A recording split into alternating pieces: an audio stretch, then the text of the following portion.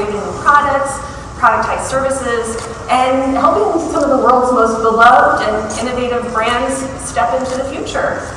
It's a great introduction, Val. So, hi everyone, I'm Phil Sage. I lead the design innovation function in North America for foods, for PepsiCo. And we're there to curate the future portfolios, evolve them to consumer trends, and essentially represent them in their best effect in the world.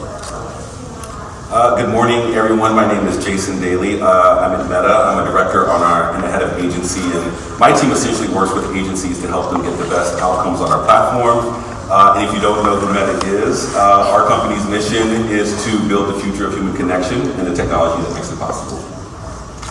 I'm Marco Carvalho. I'm the founder of Head Office AI. We are developing the future of agents and how they help brands to build relationships. I've been in AI for over 15 years.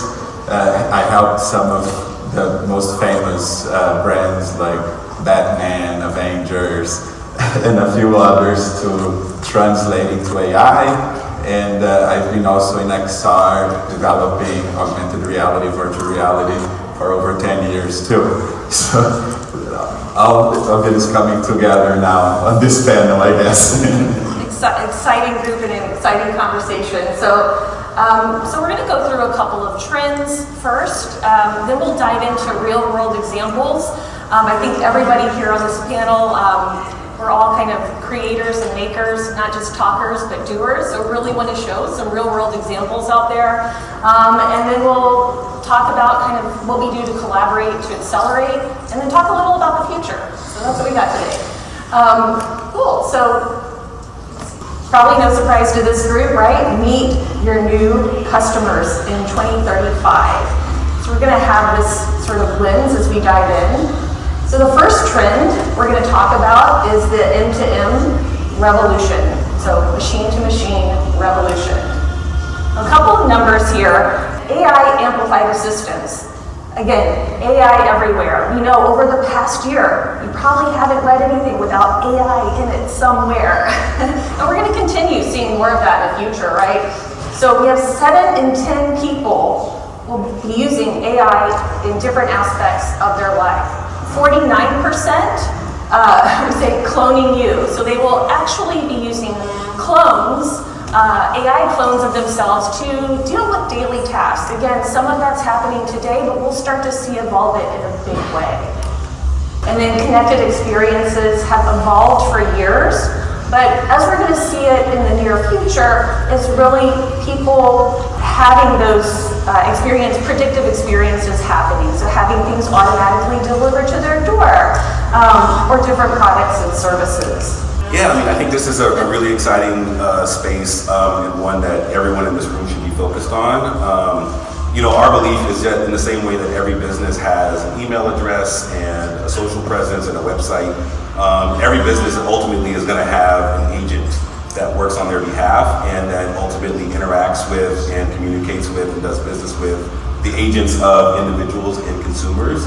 And just to give a tangible example, this past week I was trying to book our family's upcoming vacation. We're probably going to go to the US Virgin Islands. And so I had a conversation with Meta AI about like the pros and cons of why this might not be good for our family or why it would be good for us. And then I spent about 20 minutes basically booking the flight.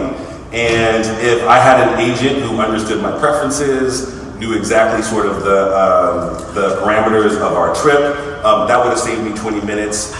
It would have given me hopefully the chance to approve whatever decision it made. But I think this is going to be commonplace where, again, agents from a business side are communicating or interacting with personal agents. And so this is really going to evolve the meaning of like, what does a brand mean in a world like this?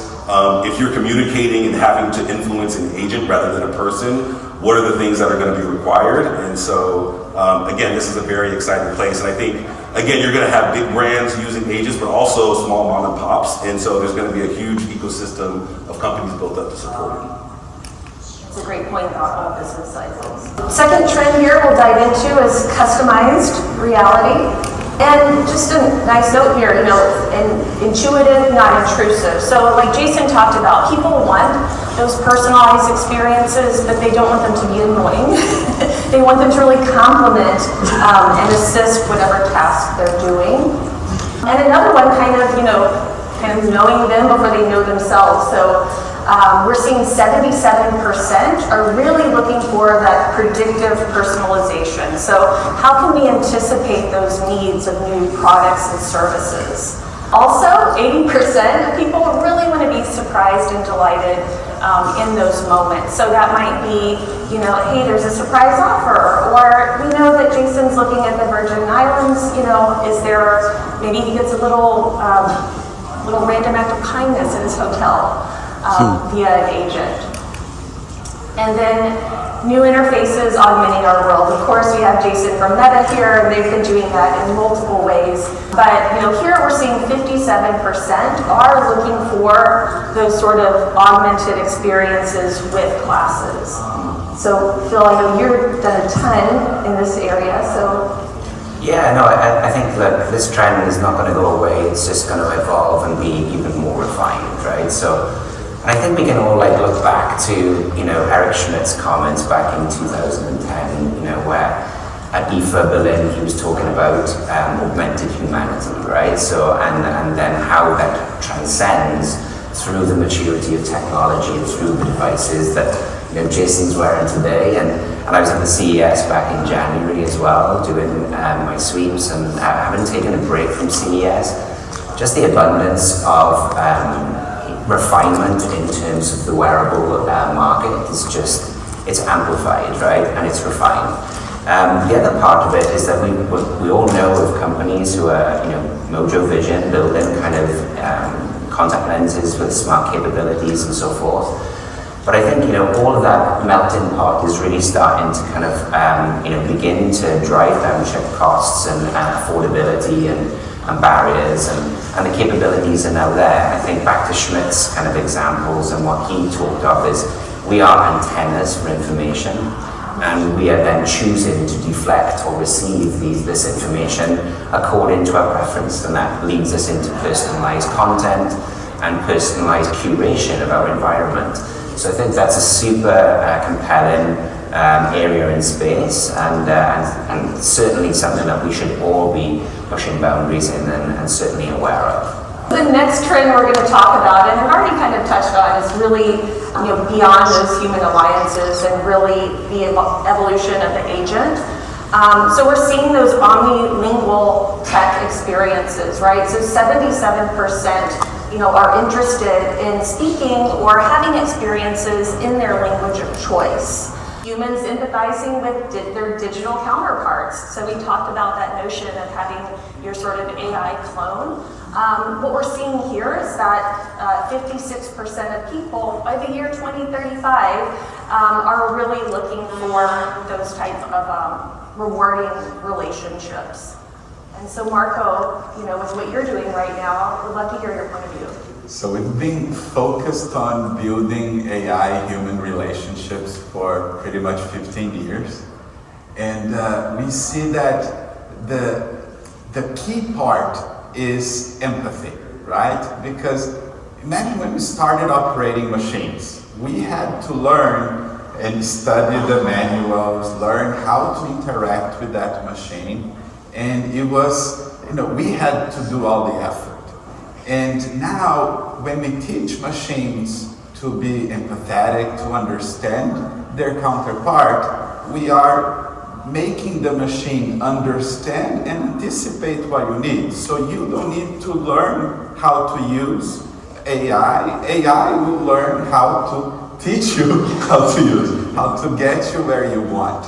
And that's what we say, it's the empathy from the machine. And when we see that machines understand us and understand us in a deep level, we start to care for that machine as well. And we saw that happen, and funny enough, our first AI toy robot that you could talk, it was also named Come Spock, which is...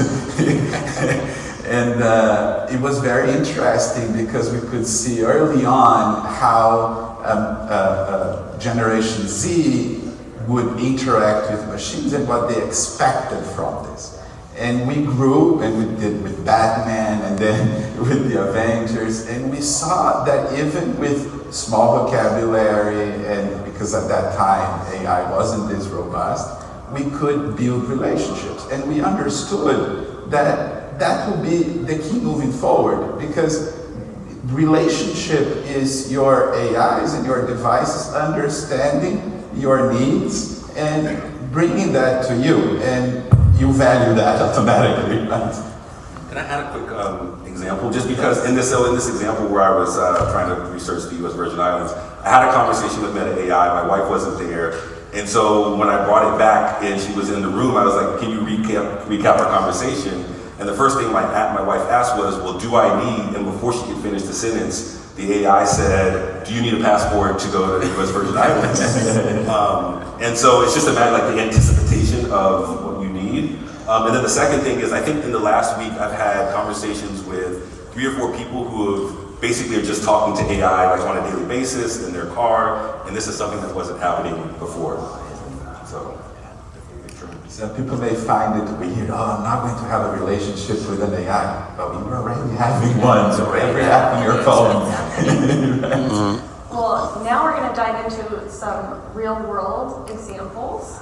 Jason, Yeah, so this is, I want to give just sort of an overview of what we presented at Connect last year. And at Connect last year, we basically highlighted our vision for the future of connection, which we believe is going to be one that is more immersive, that's deeper, where consumers are feel like you're in the presence of one another, both with an individual and or a business. We feel like this next story, or this next chapter in the story of connection, is again one where we feel like we're all together. And I think the 2 underpinning points of this are going to be AI, which is at the foundation of everything that we do, and then the metaverse, which is what we believe the next spatial computing platform. And so this quick video just highlights sort of all the things that we announced in a very short TLDR. We can start to see how the future of computing and the future of human connection are going to look. Let's jump right in. This is the new Meta Quest 3S. High quality mixed reality for $299.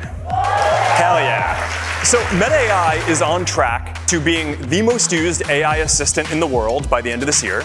Live demos can be risky, yes. They can be unpredictable and potentially embarrassing. Thanks, Aquafina.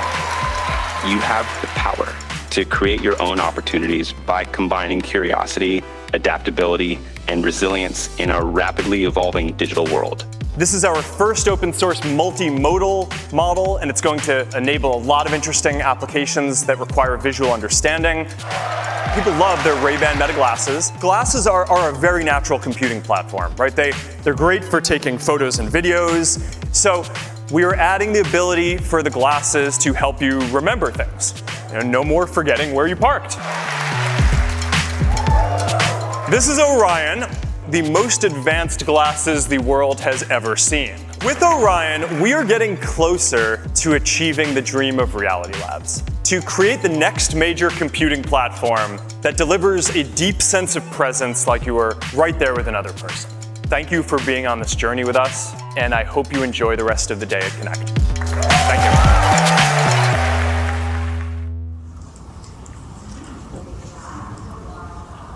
And then the next sort of example we'll talk about is intelligent messaging. And I'm really excited to share this work with you all because we have examples of our collaboration with everybody on stage here.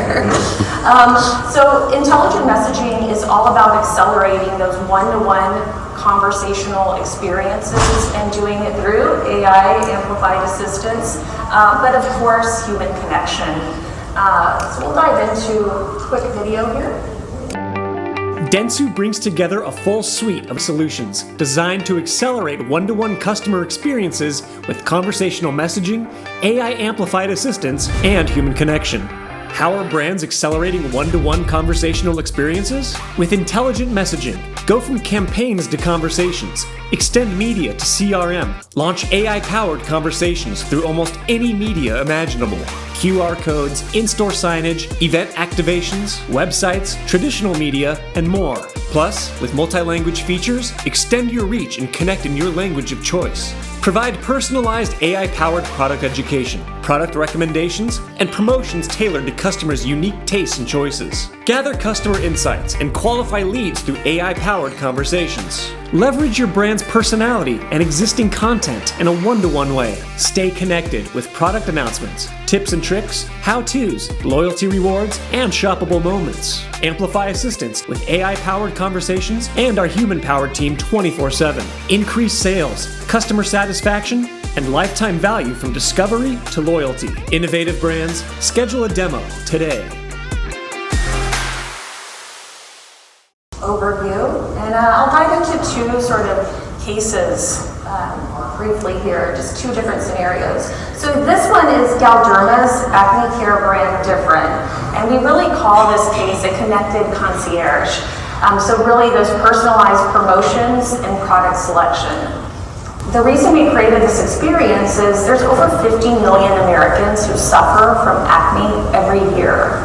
85% of people between the ages of 12 and 24 are suffering from acne of sorts. And then 90% of people in the same group are gamers. I say all of that because, when an acne sufferer goes into a store, and I don't know if you guys can walk down the acne care aisle in the store, it is super overwhelming. There's bright boxes, there's colors, there's all these jazzy words, like, where do you even start? And so we wanted to alleviate that, really from on shelf. And so in this case, this is an exploration of kind of scanning that QR code, from the shelf, being able to ask like, hey, can you tell me about cleansers? Or what's up with these patches, right? And have a personalized experience, with you on the shelf or on the go, anywhere really. Now, where it gets really exciting is we've created a multimodal experience with our latest Level Up campaign, which is focused for gamers.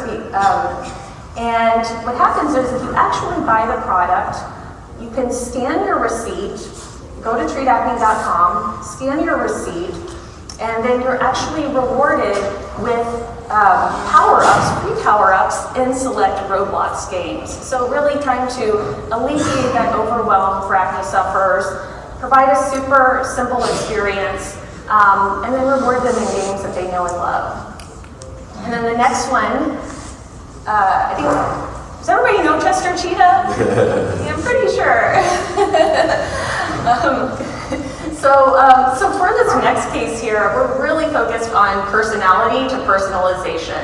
For those of you probably who grew up in the 90s, it was always, it's not easy being cheesy. Chester had a voice, a personality, still has a personality for sure. And so we really wanted to bring Chester to life. But doing that in a way that's leveraging the brand's public, brand-approved content and serving it up in a one-to-one way. So here's kind of breaking that down a little bit. On the far left there, that's the existing web content. You guys can go to Cheetos.com and you'll see that same content right now. And a lot of brands invest a lot in content. So what we did is we said, how can we leverage that existing content and serve it up in a one-to-one useful way? Not only having Chester's mischievous personality to it, but making it very helpful and useful. So you can ask Chester, I know it's quite small on the screen there, but you can ask Chester, hey, can you tell me about recipes I can make with Cheetos? And there are some great recipes. Fiery hot fried chicken. But anyway, it'll serve up those recipes on the spot. You get a little snippet of an image, and it goes directly to that content on the website. Also things like where to buy, or different offers. We can also push messages. So for those limited time offer experiences, kind of encouraging people to participate. I think what's great about these examples too is that you're basically meeting the customer where they are. Yeah. This idea of the sort of fluid consumer journey sort of just being linear doesn't exist anymore. And so you created new and unique ways to engage them in a way that sort of feels natural for ways that they want to. Yeah, I think it amplifies that authenticity, right? So that deeper connection between brand and consumer, right? And that's what, companies like ourselves strive for, right? That really authentic conversation between two parties. And if it's done and curated and it feels, it comes across as very personalized, as a deep and meaningful connection to you, then that's even better. I think that's what the value of the platform is, right?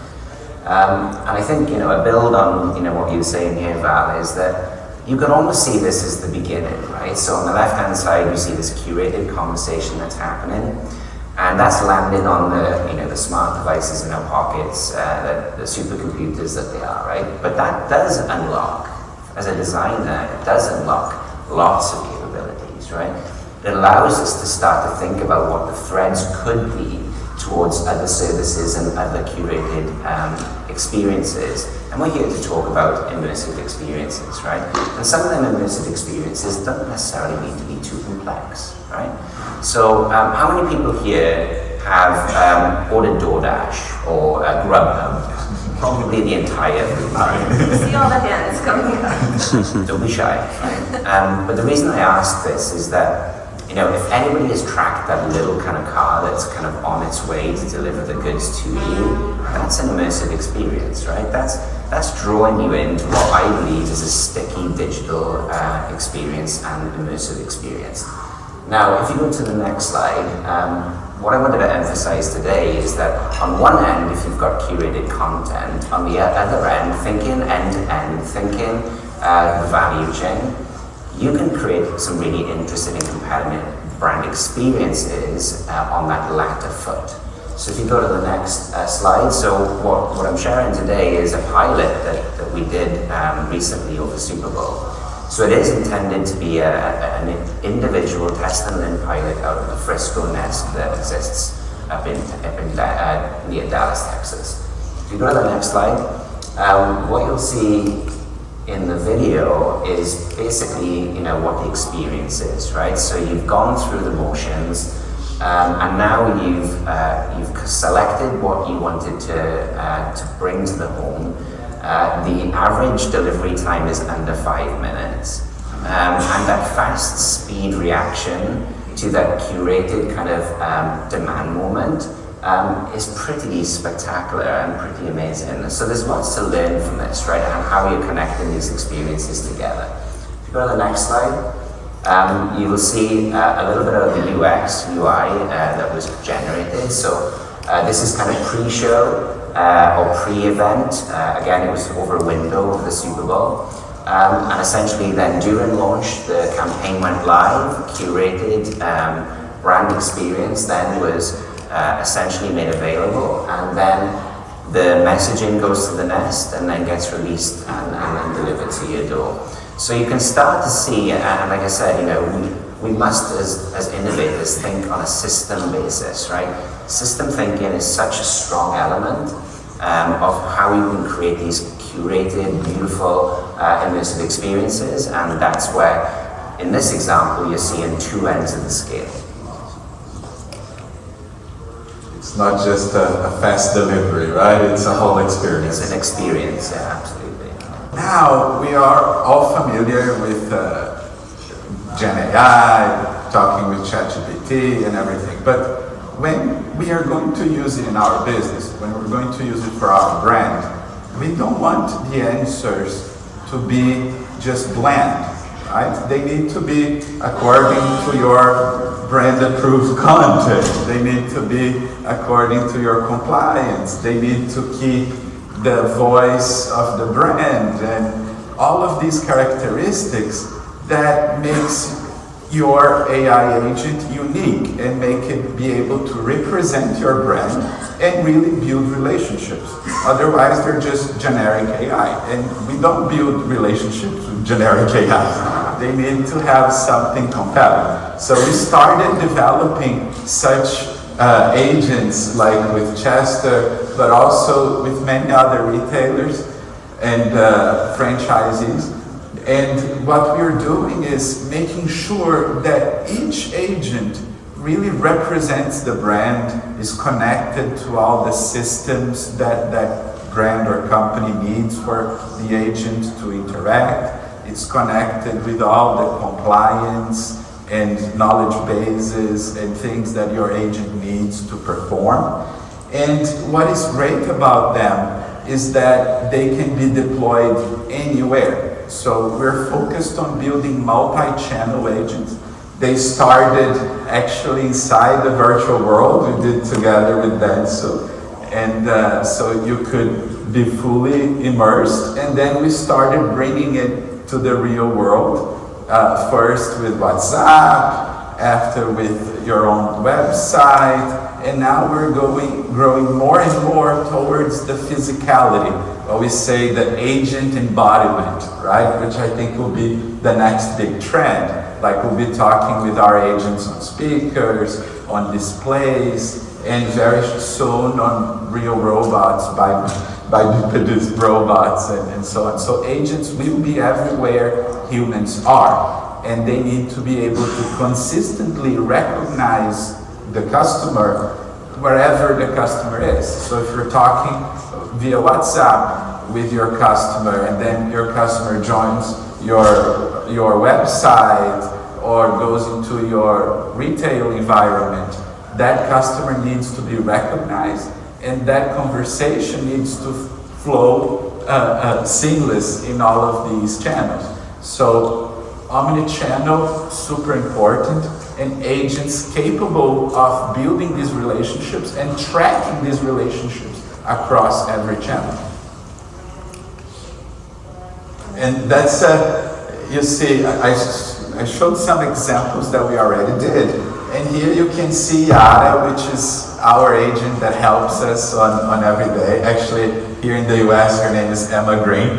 So we have a little short video that shows how these agents are able to understand the business, represent the business, make decisions, and interact with the team.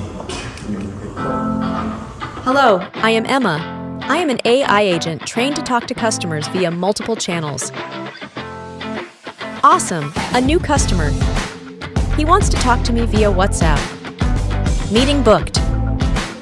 Customer on board. Now, I will send an email to Carol saying we have a new customer. Email sent. Perfect service. Visit head office at AI and talk to me. It's being everywhere we are and making sure that they can interact like team members do and understand when to send an email to a colleague, when to take actions, and it's super easy to build. We show, you can go to the next one.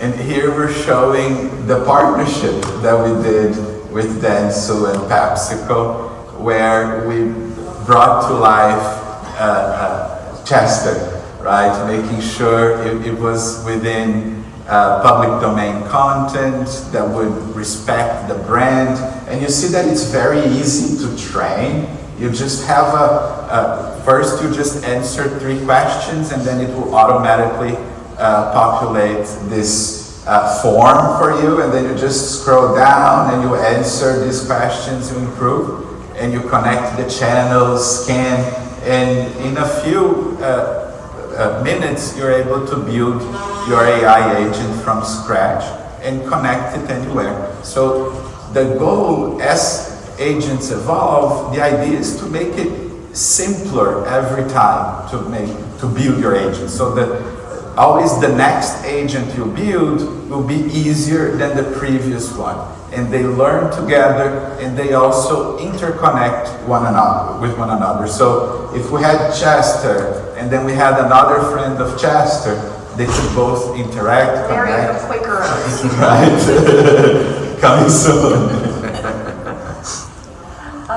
But again, what's really great about your platform, and where, Chester's a great example, but it is very easy to use. So you can create your own knowledge base with whatever, brand approved public domain content that you want. And I mean, Phil, if you want to share, I know that was really important for... Yeah, it was very important for us as a business, the subject of AI. We have very tight restrictions and legal requirements, and so as a result, then just repurposing content that's already out there is certainly a super interesting way to actually create that, authentic conversation that we talked about earlier. So, and it also then allows us then to, again, use them assets to best effect that we've invested in, over many years, right? So whether it be YouTube content or whether it be recipes on our website. So yeah, I think that cohesiveness is super interesting. That's great, yeah. And the other thing we've really enjoyed, Marco touched on WhatsApp and web-based experiences. So for us, we've been able to do really quick prototypes, mainly like web-based experiences, but showing how you can extend your media in a one-to-one way. So if you're buying media at a digital out-of-home space or at a bus stop or, on any kind of publication or even leveraging your emails, being able to have that one-to-one experience.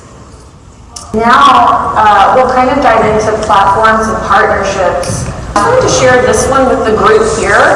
We really focus on collaborate to accelerate when innovating and creating these new experiences. So we have Jason here, and one of the things we've been excited about is Dentsu and Meta have teamed up to create the Global Meta Messaging Alliance.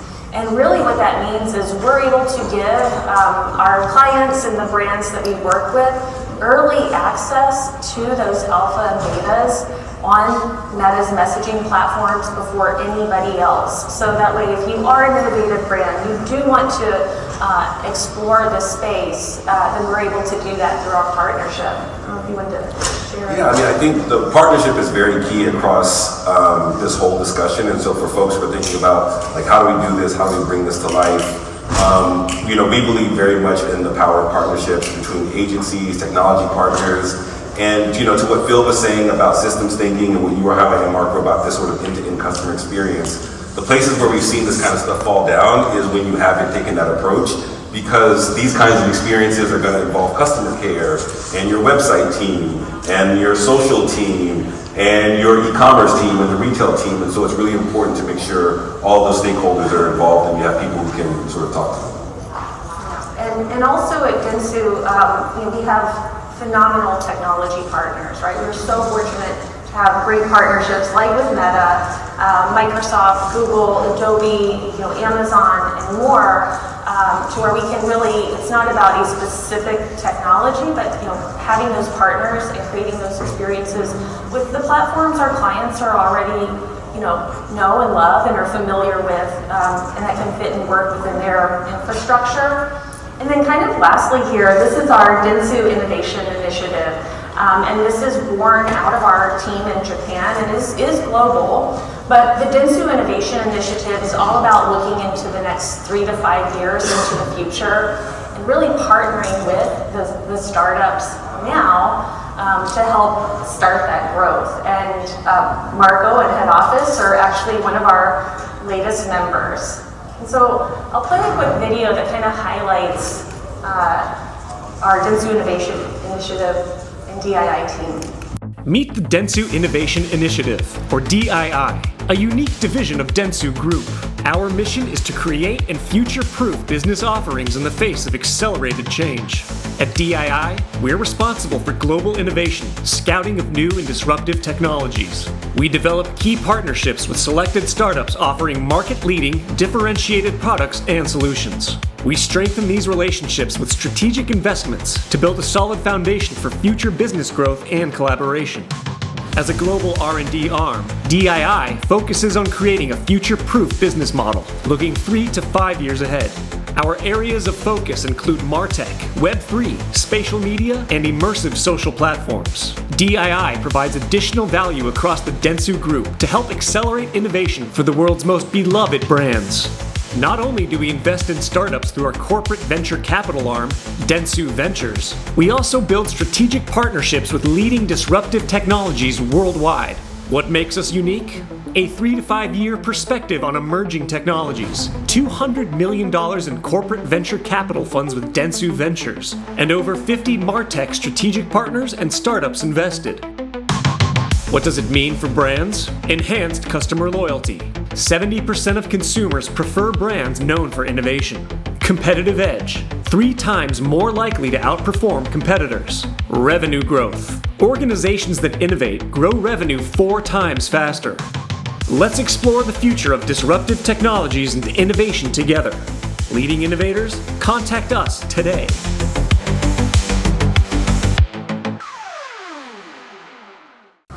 So if you are an up-and-coming startup, you're focused on any of those areas, like please reach out. Marco, Meta, PepsiCo are examples of that model. Great. And so with that, Phil would love to know your perspective on just partnership in general. Yeah, I think look, we talked a little bit about tackling the problem to solve. And bringing an outside-in perspective, bringing them relevant partnerships, identifying competency gaps that you may have. But for me, I want to emphasize the message of one team. I think we need to look internally in order to align, yes, we're a very big, large organization, but if there is no kind of cohesive bridge building and bridges built within a department level, then there's a miss, right? So because otherwise something gets created over here without any visibility over here. So I think that idea of one team and one cross-functional unit working in harmony is super, super important. And that really has helped us to identify maybe them lacks of competencies and partnerships that we may want to go and seek and get. So that involves working with Pep Ventures, Pep Labs, separate parts of the business. So again, it's not just marketing, design, engineering, and so forth. So that would be my kind of my advice. Cool. And then Marco, from your experience. We can't do anything without partners, right? Especially when we are a platform that connects multiple channels like meta channels and robots and everything. And as a startup, especially working with Denso, working with large organizations is very hard because you have to put multiple teams and multiple people together. A case is, I've known for so long and we couldn't do it together. We had to have Denso together because there's so many people to coordinate, so many different teams, so many different necessities. And when we talk about agents, it changes completely your workflow. Right? If you are implementing an agent in your organization, we think at first that you're just going to put it in a part of your process, of your workflow, and that's going to work the same way as it does now. But as you start implementing agents in your workflow, you see that it will change completely. And you will need to negotiate with pretty much every part of your organization, just because how they interact in the background and how they can interconnect with multiple departments. So you have to have multiple departments involved. So having partners that understand that process, that understand that implementation is really good. And having such a partner like Denso, it gives us room to grow because, a large organization can kill a startup in the beginning. So, because they require so much of your time, and sometimes projects just, doesn't go live. And if you are a startup and invest so much time in those big organizations, you can be left out with nothing as they change priorities and things like that. So working with Denso allowed us to work with multiple large organizations without the need for us to do all of that process and onboarding. They're able to do that for us, and we can focus on what we do best, which is technology and the platform. Yeah, it's a good point what you said, Marco, just kind of talking about where we've seen with intelligent messaging in different parts of the organization, right? So everybody's really excited about, this notion of, it can help my customer support team. It can help train our employees. It can help, create those one-to-one experiences with consumers, and a lot of folks don't know where to start. And so that's where, like, through our collaboration and partnership, we're able to work with a brand and kind of dive in and say, okay, like, we don't have to do everything at once. Let's just focus on this test and learn. And so, like, what we did with Chester is a great example of that. And as Phil said, there's numerous experiments going on.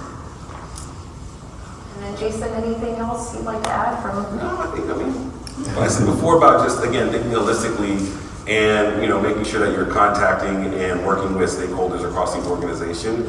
Again, this is where we've seen those kinds of things fail or not get the desired outcome. So, yeah, communicate as, quickly and a lot. And then I know we're getting close to the end here, but hey, we're at South by.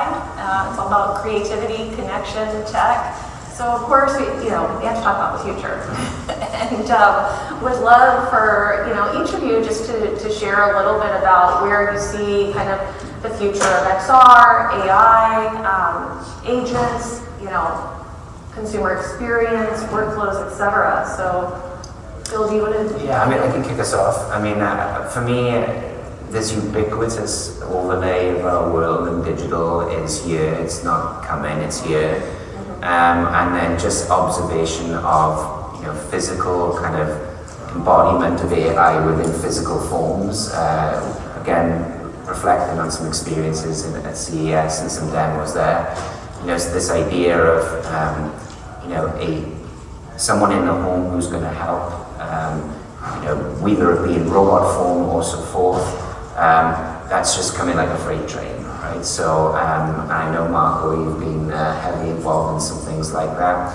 And whether that be represented in a head, a robotic arm, or a full embodiment, then there's certain tasks that are going to be certainly kind of handled by that investment, in the home, as well as investment in enterprise and industry. So.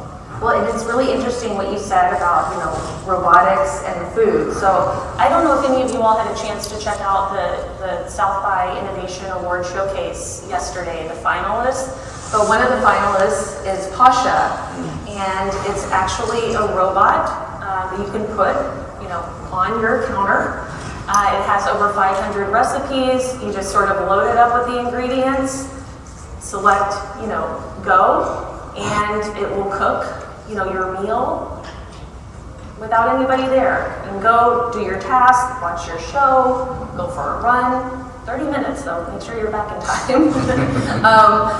But it'll do that. And so, I think like we're seeing that now, like that product, for example, is out now, so we're seeing more of those things. Also, just in the beauty space, another sort of South by finalist had a lipstick sort of robot for people with disabilities. It was Bovacario and Caesar Interactive Hub collabed on that. And it's just a great way where you're leveraging computer vision to sort of scan your face. It puts the lipstick on for you through AI, and just a great way to have more accessible experiences for people. And I think we're going to see, that more, not only anticipating needs for everyday customers, but also, people with disabilities to help assist their everyday lives as well. Yeah, I'll go. I would just consider thinking about sort of the future in terms of 3 time horizons, so sort of near, upcoming, and sort of, next. And so right now I would say think about how you can implement AI in your business to improve workflows, to get to better creative faster, to automate a lot of your processes, whether that's media buying or procurement. I think in the near future, definitely a focus on agentic AI and understanding how agents can transform your business. And then for the next, I think going back to this idea of blurring between the physical and digital worlds and really living in a place where you can interact and be present, but also have the digital world right at your fingertips. Well, it's hard to say anything on top of this, but I think the key that will unlock all of this future is being able to build empathy from machines. So I think that's the number one focus, especially that we have right now, because the more we teach machines to understand us, the more they can come up with solutions and create opportunities on top of that. So we are leading the future of AI, but pretty soon AI will lead the future of AI for us and will teach us, okay, where we can go. So right now we have to always, when we're building an AI agent, we have to know exactly what we want that agent to perform. The next phase, we're just going to tell our problem, and the AI will teach us what we can do to solve it with it. So empathy is the key moving forward. The more the machine understands us, the more they will be valuable to us, and the more they will be able to grow. Yeah, I think that's great. And the other thing that reminded me of, Marco, is just really also where we can have shortcuts, right? And so where we can be more efficient and more sustainable. We know we need to look after this rock we're all sitting on it right now. And I think, Phil's example of your experiment that you guys did with Wing, you touched on that. That was part of it, right? Yeah, that was. Yeah, I mean, at the end of the day, trying to decarbonize the value chain, right? So, and that's a big part of our collective responsibility, right? So, in no matter what part of product, brand experience, or industry that we're involved in. So, yeah, that was certainly kind of a key beat for us to really learn and understand and unpack. And the other part I'm really excited that's sort of happening now, but I think we're going to start seeing it more and more commonplace, are the interfaces, right? So more of the glasses. I think we're going to see more kind of like just gesture-based and holographic experiences happening in retail. Again, touting the phenomenal finalist at the South by Southwest Innovation Awards, but Hagen was there, and they have an experience. They teamed up with Proto and have the sort of boxes in various sizes, and really to help assist, in those retail experiences, or you could be in an airport. Again, really helping assist those experiences. And we're almost at time. I have one sort of bonus question for everybody here is what advice would you guys give brands or businesses, both big and small? Because Jason, you kind of touched on the not only large brands and businesses, but also small businesses. So what advice do you guys have?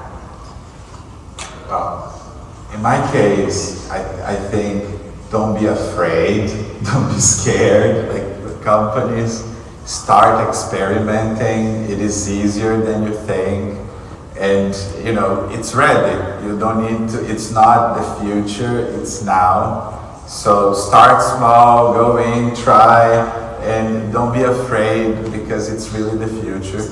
And every company we worked with, they have achieved a better outcome than they expected from the beginning. So, and this has only been possible pretty much in the past 4 months, 5 months that AI really became stable. So now, really the results are fascinating, and I welcome you all to take a look. I would say, in addition to our building on that, it's, think about the way that you're innovating sort of through two lenses.